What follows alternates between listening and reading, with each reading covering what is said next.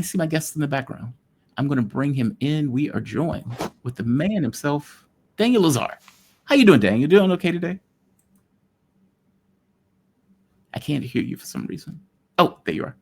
Well, sorry. There you are. Now I can hear you. No, you're fine. You're fine. How you doing? You doing okay today? I'm doing great. How are you? Daniel, I'm doing okay. Like I told Ward, dragging a bit of ass, but I'm okay. Daniel Lazare, he's an independent journalist, author, best known as a critic of the U.S. Constitution, American politics, government, and social policy in general. Daniel, I always ask this when I haven't seen a guest in a while. Have you been working on any new books? No, I have not. I've been doing a lot of writing, but no books. I would like to, but I haven't had the opportunity yet. So I'm awaiting the call. Fair enough. Fair enough. So what is it? You have to have is it an inspiration? Is it something that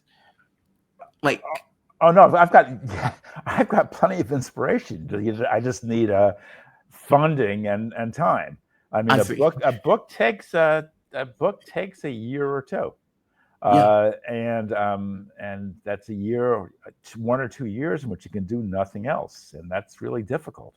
So you have to have a commitment from a publisher that they want to see, that they want to see what you come up with. Otherwise, it's a disaster. Otherwise, you can spend 2 years writing a book, and you wind up publishing it on your website. So that's not a good thing. No, that's fair. And I mean, you've written several books, and I'll go through a few of these. The Frozen Republic, The Velvet Coup, America's Undeclared War. I have you writing at weekly. Well, this is not Weekly Worker anymore, though. You have a different. No, I've split with those guys.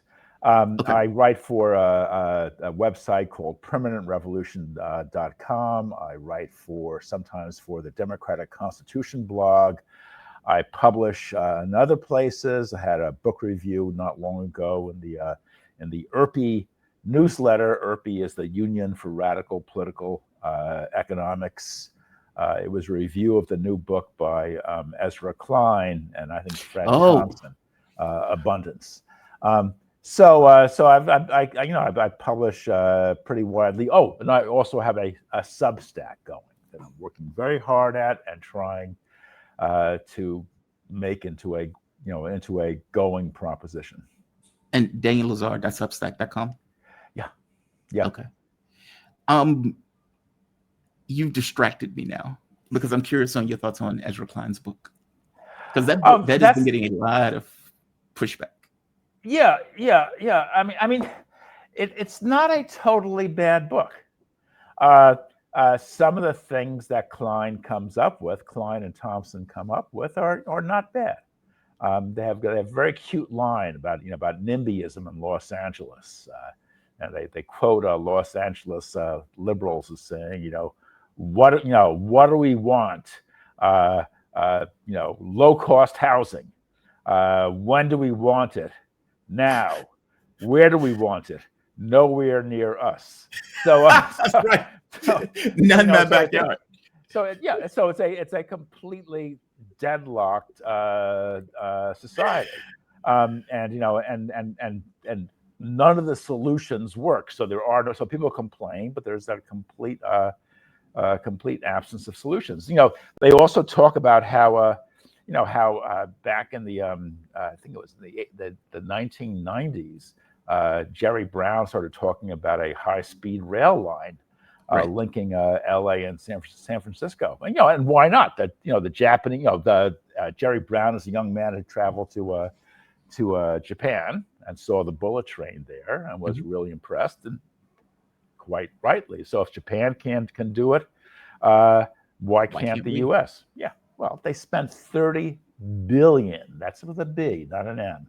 $30 billion and didn't build a single mile of track. I mean, that is so scandalous. It's amazing. So it's an example of how utterly dysfunctional the society is. But anyway, where they went wrong. So that the book is not bad in that respect. But where it goes wrong is that they're very shallow when it comes to political analysis. They're very techno-optimistic. They believe that that technology will solve all problems, and therefore they don't have to pay much attention to politics, which is ridiculous, just completely ridiculous. Global warming is not a technological problem; it's a political problem, an economic problem, and you can't solve it, without tackling those areas first and foremost. Now, it doesn't win you any friends, and it doesn't make your book a bestseller, because people buy books that kind of basically are feel-good books. So so that's why they didn't do it. But it's pathetic. It's not that's a complete dodge of the real issues. America is a country with whose political system is completely blocked at every turn. It can't do a thing. It's paralyzed. Democracy is crumbling, and that's what we're seeing in the wake of the Charlie Kirk assassination. And you would think that him writing about spending $30 billion on high-speed rail and not getting it accomplished, that's a political issue. That's not a tech issue. The technology clearly exists in China, Japan, et cetera, et cetera. Yeah, they go back and forth. They waffle. But they, it's a political issue, but then again, they don't talk about the really important things. To me, it's just an elaborate dodge. And and of course, Ezra Klein is this guy who wrote this op-ed about Kirk, yes, which said that Kirk was doing politics right. Insane. Insane. Like it's I gotta be honest, it has blown my mind the way that they have talked about Charlie Kirk and ignored everything that Charlie Kirk said and did over the course of his life. It's like it puts you in the mind of like a funeral where somebody goes up and says, "This was a great man. This person did so and so." When my grandfather died, my grandfather was an alcoholic. He was a drunk. He was an angry, vengeful drunk. You would have never known at the funeral. And that's how it feels about Charlie Kirk. It's like all of the things he said in his life gets pushed to the side, and it's like he's a great man. Yeah. And according to Ezra Klein, he did politics the right way. He was he's a mass murderer, he's a child molester, but he's otherwise a really great guy. Right. Yeah. That's been the New York Times line. The New York Times line is that we've got to that Charlie Kirk was somehow a healer who brought the country together, and it's appalling. Because when somebody says, when I get in an airplane, I wonder if I have a black pilot, because he's terrified for his life. That totally brings people together. Or that black women, basically don't have two brain cells rubbed together. They can never make an argument. Totally brings people together. Or that Jews are funding. What did he say? What did he say? Jews are funding the breakup of white communities, and they're doing this and they're doing. It's just it's just an appalling collection of stupid and bigoted statements that are tearing the country apart, not bringing it together. That's amazing. But but Ezra Klein is somehow is pretending it's the opposite. He's standing with the truth on his head. The murder, by the way. I mean, there's it's funny. Well, I just had a conversation with Warwick, and Warwick was talking about, and even Peter Turchin's book. I don't know if you had the opportunity to read it. It's called End of Times. I think I have actually.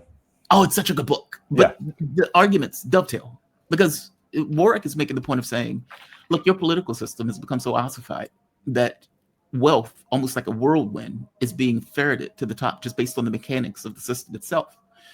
Turchin makes the argument, you have too many elites. You have this kind of elite pump that creates these elites, that creates propaganda and everything else to make the argument that they should get more. They should get more money. They should get more resources. Well, you have this kind of immiseration of the working class and the poor, and then ultimately that creates revolts and conflict. Does Kirk fit into that conflict to you, from your point of view? Oh yeah, he's a central part of the mechanism. I mean, his job is to make workers angry at liberals, feminists, Democrats, etc.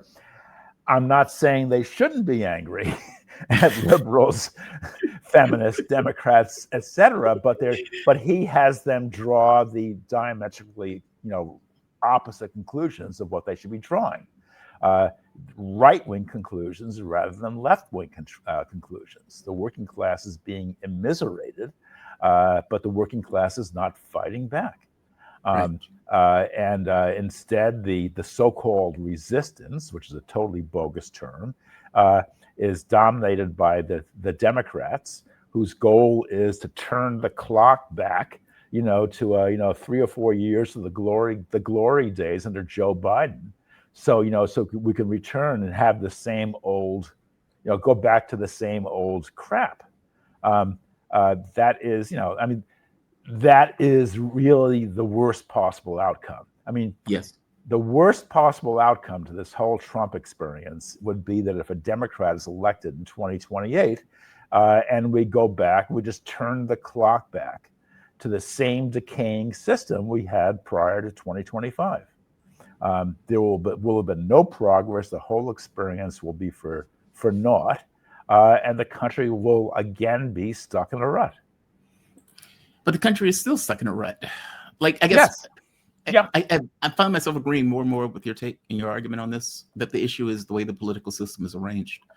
And it is creaking at the seams without any ability to give outcomes that are to the benefit of the majority of the public, in which case you get chaos. Well, democracy is on the ropes. It was on the ropes before, and it's now even more so. America is a minority dictatorship. The Electoral College, the Senate, the gerrymandered House, the Supreme Court, these all give power to minorities. The Republicans are a 53 vote majority in the Senate, but they represent only 45% of the population. The House over the last 20 years has given Republicans a significant advantage, electoral advantage. The Supreme Court, it has a 6-3 conservative majority. Of those 6 conservatives, 5 were either nominated by minority presidents, in other words, presidents who only got a minority of the popular vote, or were confirmed by senators representing a minority of the population. So it's minority rule. It's a minority dictatorship. And the majority, the Democratic majority, is being crushed.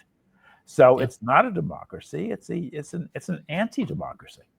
And the problem is structural. It's not programmatic. It's not a question of policy. It's not a question of having the right people, voting for the right people.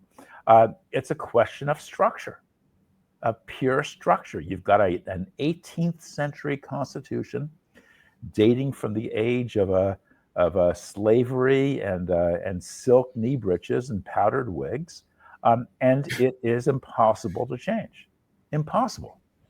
So the country is stuck with an antiquated system of government that's functioning more and more poorly. What about the people who say, like me, who would say that, okay, I agree with you about the structure being problematic, but any revolution, whatever the revolution is, loses steam. Meaning, over time, people get more corrupt. Like the basis of starting a country. Let's say South Africa. Let's use South Africa as an example. You get rid of apartheid. You have the ANC come into play. They're very revolutionary. We're the vanguard of the revolution. We're going to change things for the better. We're going to make things better for the people. Fast forward 30 years later, you have a guy who's a billionaire as president. Yeah, and actually, I think South Africa is the third most unequal country in the world. Exactly. That's my point. Yeah. Like, is it that the revolution runs out of steam? Like, the people who were there in the beginning, who had very clear ideas, they were very, philosophical in the way they looked at government. Okay, 200-300 years later, they don't have that connection. They're just trying to make money.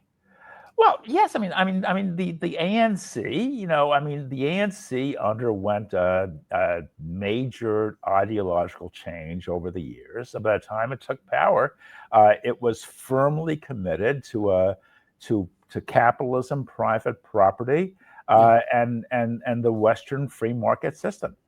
So it was, You say it's a revolution that ran out of steam. To me, it's a revolution that really never acquired sufficient steam. I'm So, talking about the U.S. when I say that. I mean, well, like, you have all of these great ideas about it's a democracy if you can have it. We shouldn't go fighting foreign wars or monsters abroad. You have all of these ideas, and 200-300 years later, the people aren't. They don't. That spirit, that drive, that vision that you had evaporates. At that point, you just have people who are just trying to get rich. People who are trying to maneuver a system in the way that they can find what's best. I mean, this goes back to the Jefferson thing, right? Where democracy has to be watered by fires of revolution or something like that. Almost prescient in realizing. I've written pretty extensively about the American Revolution, and it was a very conservative revolution. It preceded the French Revolution by what, 13 years? Yeah. 14 years. And the French Revolution was the real thing. I always say the French Revolution was so revolutionary that it revolutionized revolution itself. In other words, revolution was previously seen as a kind of revolving in place and a returning to a starting point. Right. But the French Revolution defined revolution completely different as a great leap forward into something entirely new. They didn't want to restore the old forms. They wanted to create completely different new forms. That spirit is completely absent from the American Revolution. There is no concept of that whatsoever. And you got to bear in mind, by the way, that for white people, America in the 1770s was the freest, most democratic, and richest place on earth. Yeah. I mean, American soldiers in the Revolutionary War were 2 inches taller than their British equivalents, wow, because they ate that much better. They lived 10 years longer. They were, it was when they brought the Hessians over to fight to fight for the British, the Hessians deserted. Why wouldn't you? I mean, why not be a farmer in Pennsylvania, where there are a lot of other German speakers? Why not be a farmer in Pennsylvania rather than fight for George III? And that's what happened. But because they had it so good, it was very conservative. They just wanted to keep what they had. They didn't want to make anything new. They wanted to turn the clock back to pre-1763, which is when England started tightening up controls. So it was a conservative revolution, and we're a very conservative country. Very conservative. You know that. I know that. I mean, and that conservatism is completely played out because there are no answers in the past. I mean, the only way America can solve its problems is by going forward, not by returning to the past. I do get that. I'm sorry to interrupt. I do get that.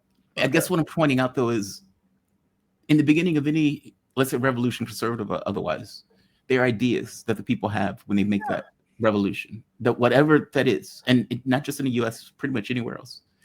And at some point, that thread is lost. Like whatever that idea was, freedom, democracy, liberty, all of these other buzzwords, that stuff gives way to how can I get mine? And I'm saying, and the reason why I say this is the U.S. government is not, and maybe you can correct me on this if I'm wrong, it's not radically different in structure. And yet, despite slavery, despite all of these other things, the government was able to function. I mean, the filibuster is a really good example of that. They weren't using a filibuster in the way they use it now, where you need 60 votes to get everything passed. It was very sparingly. And then somewhere along the way, it was like, hey, how can we use this to our advantage as a political party? The idea of what is in the best interest of the U.S. didn't matter. Debates, same thing. Look at Donald Trump, where Trump was like, I don't need to do debates. I'm in a better position. Why would I take the risk of doing a debate with these other lemmings in the Republican Party if I don't need to do it? Again, America mattered less. I'm saying there used to be a willingness on some level, at the very least, at a much, the U.S. used to hold America up higher than what it does now, as opposed to now it just seems to be what is in the best interest of me, myself, or my political party. Do you agree with that, or do you disagree with that? A bit of both. I think the thing is that the economic machinery is slowing down, and the political machinery is in a state of collapse. And the filibuster is a good example of what's going on. I mean, I don't know if your listeners know this, but the filibuster, as you say, used to be very sparingly invoked. Very, it happened once or twice a decade. By the 90s and the aughts, it was happening every week and then every day. So now filibusters are routine. You can't pass a bill and you can't pass a bill without a filibuster-proof majority in the Senate, which means you need at least 60 votes, which means that 40 votes can block any bill, or 41 votes to be exact. And 41 votes in the Senate can be gleaned from states representing just 17% of the population. So that's an example of the minority dictatorship. 54% of the country lives in just 10 states where they are outvoted 4-1 by the minority in the other 40. Better than 80% of racial minorities live in those top 10 states where they're outvoted even more egregiously. I mean, I love it when academics talk about, what is the phrase? I forgot what the phrase is. Built-in racial bias. Well, but this is structural bias. Not this. It's explicit, absolutely explicit. It's up front. I mean, and everybody suffers as a consequence. Not just Black or brown people, but everybody, believe it or not, suffers from the oligarchy that results from those incredible disparities. So it's just an undemocratic atrocity, and it's got to change. I think it will change at some point when it collapses. Like, how do we fix this before it gets to the point of collapse? Because Turchin's argument is it will collapse. Governments within 200, 250, 300 years collapse, and they collapse for the exact same reason over and over and over again. And that the U.S. is an amazing case. That the only reason we saved it off during FDR was because of the New Deal. How do we fix this? Well, there was an old economist named Herbert Stein. Actually, he's a Republican, but he's a pretty funny guy. And he's famous for something called Stein's rule, which is if something can't go on forever, it won't go on forever. So I mean, I think what we're talking about here is clearly revolution, and a revolution can be defined various ways, but a revolution, among other things, is a constitutional break, where the sovereign authority passes from one class to another. And in this case, you have to have a revolution that tosses aside the Constitution, not according to the Constitution's own precepts, but contrary to those precepts, and therefore under its own authority. The founding fathers did this. The Articles of Confederation, which, as you may know from your history books, was still the law of the land in 1787, when the Constitutional Convention was held in Philadelphia. And the Articles of Confederation are quite clear. You cannot have any change, any constitutional change, without the approval of all 13 states. Well, the Constitution says in Article 6 that it shall be considered ratified when approved by just 9 states. So in other words, the Constitution was illegal. It was a criminal conspiracy. And it succeeded because the conspiracy changed the law to retroactively legalize its own actions. It's as if a cop stops you for speeding. And you say, "Oh, don't bother writing out a ticket because I've just changed the speed limits." Right. So it sounds ridiculous, but that is essentially what the founding fathers did. By the way, this is well known. It's not just me saying this. Yeah. This paradox has been thoroughly explored. So, but that was a revolutionary act, and essentially a reconstitution of America will require an equally revolutionary act in which a new constitution is created contrary to the rules set forth by the current constitution, and then legitimized according to new rules that it creates. So it's a criminal conspiracy that to change the law in order to legalize itself, and that's essentially what a revolution. It's one definition of what a revolutionary means. There's another one. Well, in other words, no. So it's a new class overthrows an old class. The working class overthrows the capitalist class, and there's no doubt that if the Constitution is overthrown, it won't be overthrown by a bunch of intellectuals sitting around in a room, discussing a constitutional theory. It'll be overthrown by the working class, which will demand a workers' democracy in its own interest that will, will overthrow this oligarchy, will equalize incomes, will nationalize industry, will tackle global warming head on in a powerful way, et cetera, et cetera. That's called the war. Well, it's a revolution. Yeah. Well, yeah, I'm just pointing out that is a war. Like the capital class is not they are going to pay every mercenary, every military person that they can fund. They're going to be giving these people $1 million just to stand in line, to protect their wealth. Yeah. I mean, what Warwick just pointed out, he said bulletproof glass is one of the largest increasing markets that we have at our disposal. And he was making a point of saying the poor don't buy bulletproof glass. That means they know something is coming. The world is getting more hostile. Do you see that taking place? I mean, America seems more anesthetized than any other nation that I've ever been to. Yeah. But eventually the anesthesia wears off. I mean,